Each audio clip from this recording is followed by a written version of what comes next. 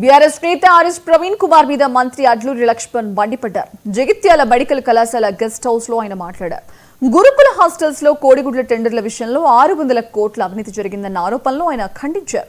కోడిగుడ్ల టెండర్లు పారదర్శకంగా జరిగాయని స్పష్టం చేశారు. గతంలో బీఆర్ఎస్ పై మాట్లాడిన వ్యాఖ్యలు గుర్తుంచుకోవాలని ప్రవీణ్ కుమార్ కు సవాల్ విసిరారు. గురుకులాల్లో స్టీల్ పాత్రల కోసం 7 కోట్ల రూపాయలు విడుదల చేసినట్టు తెలిపారు. గత ప్రభుత్వం గురుకులాలను పట్టించుకోలేదని, కేంద్రం నుంచి నిధులు కూడా తీసుకురాలేదని ఎద్దేవా చేశారు. పెద్ద రేవంత్ రెడ్డి గారిపై మొన్నటి వరకు రాష్ట్రంలో గురుకుల పాఠశాలలకు సెక్రటరీగా పనిచేసి ఈరోజు ఒక రాజకీయ పార్టీలో టిఆర్ఎస్ పార్టీ నాయకునిగా నేను ప్రెస్ కాన్ఫరెన్స్ చేసి రాష్ట్రంలో గురుకులాలకు సంబంధించిన కోడిగుడ్ల టెండర్లో పెద్ద ఎత్తున అవకతవకలు జరిగినాయి.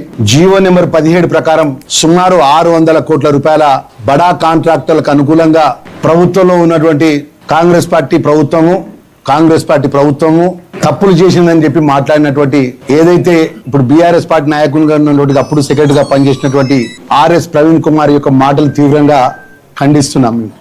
టిఆర్ఎస్ బీఆర్ఎస్ పార్టీ ప్రభుత్వము మాజీ ముఖ్యమంత్రి కేసీఆర్ ఎన్నడన్నా సంక్షేమానికి సంబంధించినటువంటి హాస్టల్స్ సంబంధించిన పిల్లల యొక్క కష్టసుఖాలు పట్టించుకున్నాడా అని అడుగుతున్నా. నేను ఆ శాఖ మంత్రిగా సూటిగా నేను ఒక మాట అడుగుతున్నా.